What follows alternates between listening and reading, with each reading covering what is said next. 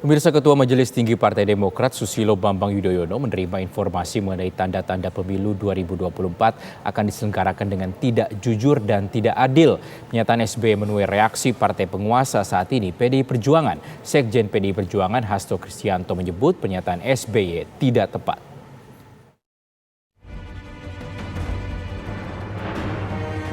Ketua Majelis Tinggi Partai Demokrat Susilo Bambang Yudhoyono menerima informasi mengenai tanda-tanda pemilihan umum 2024 akan diselenggarakan dengan tidak jujur dan adil.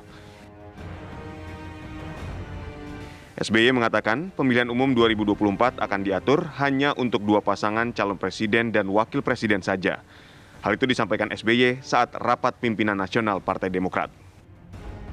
Mengapa saya harus turun gunung menghadapi pemilihan umum 2024 mendatang? Saya mendengar, mengetahui bahwa ada tanda-tanda pemilu 2024 bisa tidak jujur dan tidak adil. Konon akan diatur dalam pemilihan presiden nanti yang hanya diinginkan oleh mereka dua pasangan capres dan cawapres saja yang dikehendaki oleh mereka. Dalam unggahan di akun TikTok @pddemokratsumut, SBY menambahkan bahwa Partai Demokrat akan dijegal agar tidak bisa mencalonkan capres dan cawapresnya sendiri. SBY menilai rencana tersebut merupakan suatu kejahatan. Informasinya, Demokrat sebagai oposisi jangan harap bisa mengajukan capres-cawapresnya sendiri. Bersama koalisi tentunya. Jahat bukan? Menginjak-injak hak rakyat bukan? Pikiran seperti itu batil. Itu bukan hak mereka. Pemilu adalah hak rakyat. Hak untuk memilih dan hak untuk dipilih. Yang berdaulat juga rakyat. Dan ingat, selama 10 tahun dulu kita di pemerintahan 2 kali menyelenggarakan pemilu termasuk Pilpres, Demokrat tidak pernah melakukan kebatilan seperti itu. Pernyataan SBY menuai reaksi partai penguasa saat ini, PDI Perjuangan. Sekjen PDI Perjuangan Hasto Kristianto menyebut pernyataan SBY tidak tepat. Kami tegaskan bahwa kami dengan terpaksa menanggapi pernyataan Pak SBY tersebut karena disampaikan di dalam forum rapat pimpinan nasional yang seharusnya menyampaikan politik kebenaran. Yang kedua, karena yang dituduh adalah Presiden Jokowi secara langsung.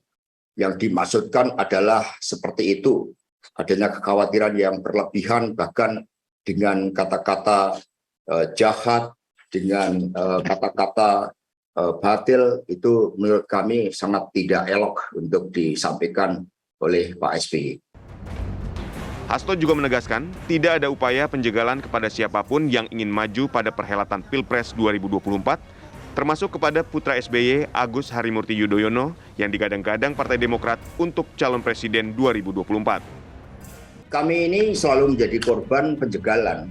PDI Perjuangan ini tidak pernah, apalagi Pak Jokowi juga punya skenario menjegal pihak lain. 2009 sebenarnya elit PDI Perjuangan dengan P3, dengan Pak Surya Dharma Ali sebenarnya sudah merencanakan kerjasama sehingga kita bisa memenuhi syarat-syarat presidensial threshold. Tetapi di putaran terakhir itu ada penjagalan sehingga pada akhirnya PDI Perjuangan bekerja sama dengan Gerindra.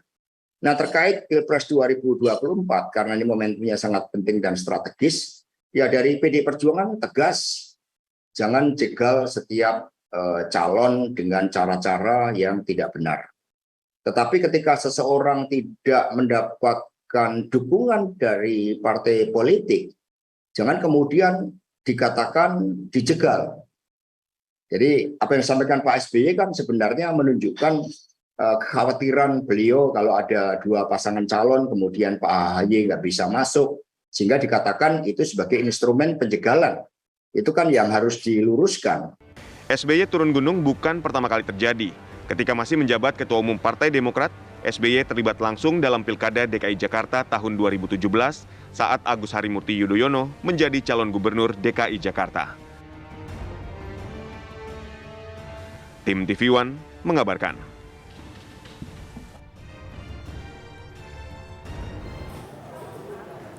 Ya pemirsa, Ketua Majelis Tinggi Partai Demokrat Susilo Bambang Yudhoyono mengaku mendengar kabar ada tanda-tanda bahwa pemilihan umum 2024 akan diselenggarakan dengan tidak jujur dan tidak adil dan hanya untuk dua pasangan calon presiden dan wakil presiden saja. PDIP menanggapi pernyataan tersebut sebagai kekhawatiran yang berlebihan dan bisa mencederai pemilu 2024.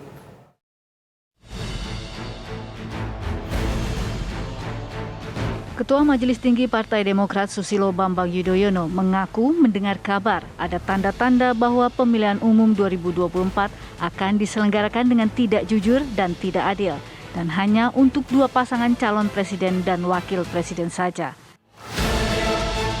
Karena adanya informasi itu, SBY menyatakan dirinya harus turun gunung untuk menghadapi pemilu 2024.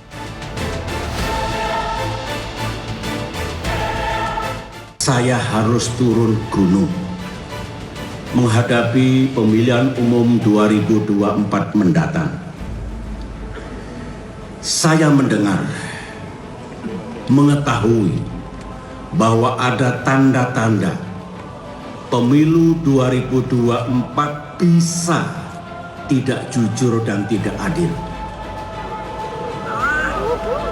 Konon akan diatur dalam pemilihan presiden nanti yang hanya diinginkan oleh mereka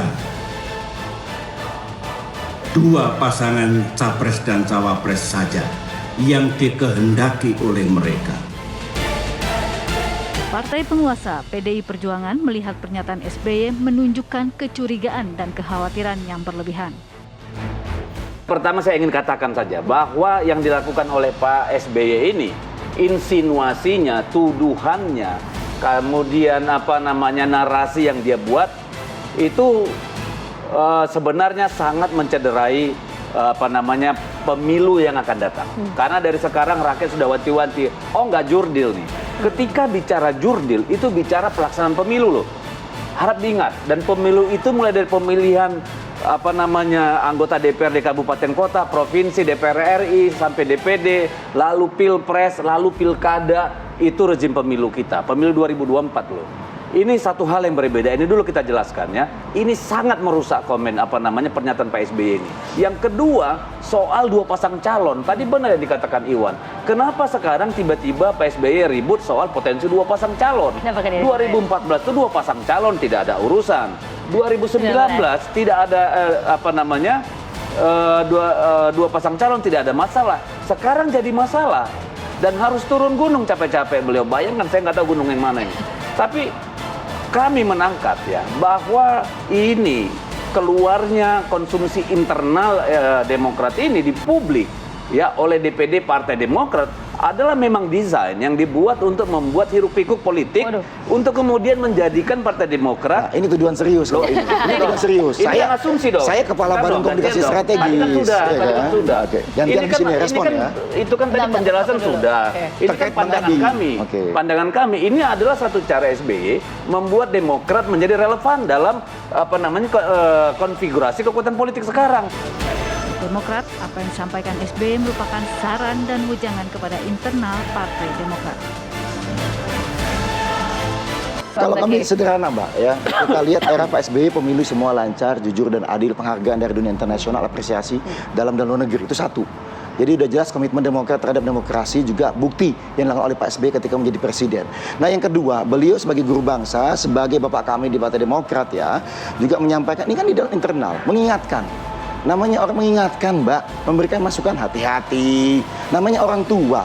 Kita kan juga punya orang tua. Lah kalau ada orang tua mengingatkan, masa disalahkan langsung? Bapak jangan begitu dong, malah menuduh macam-macam. Bukan, mengingatkan. Beliau kan juga tidak merujuk pada satu atau dua belah pihak. Nah inilah kita mesti melihat bagaimana kebijaksanaan, welas asihnya beliau gitu ya. Mengingatkan kita semua agar jangan sampai salah jalan. Kalau sampai ada yang upaya-upaya aneh tolong coba ditelusuri, hati-hati, kita hadapi bersama. Nah, ini kan lebih kepada konteksnya seperti itu. Masa orang tua nggak boleh mengingatkan? Janganlah kemudian ada masukan, ada saran dari orang tua, lalu menjadi reaktif. Kalau tidak ada yang disembunyikan, mengapa mesti reaktif, Mbak? Kan begitu. Kecuali kalau merasa skenario-nya ada yang ketahuan gitu. Tapi yang pasti bukan Bang Deddy. Kalau niatnya adalah mengingatkan, saya kira setiap saat Partai Demokrat, Pak SBY bisa ketemu dengan Presiden. Ya, saya kira sejauh ini tidak pernah. Loh, ini mengingatkan internal.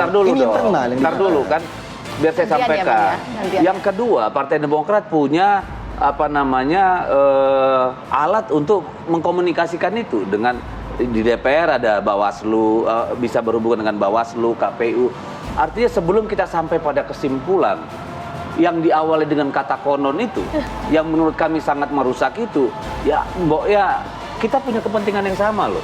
Pemilu yang jurdil, kita juga tidak mau. Misalnya, ya mudah-mudahan Tuhan merestui, kita menang pemilu. Lalu kemudian sejak awal sudah di branding, itu pemilu yang tidak adil dan jurdil. Kan kacau. Ya, itu kan mendelegitimasi siapapun pemenang pemilu nanti. Begitu juga Pilpres.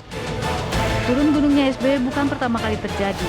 Pada tahun 2017 saat masih menjabat Ketua Umum Partai Demokrat, SBY juga mengaku turun gunung saat Pilkada DKI Jakarta. Tim Tihuan mengabarkan.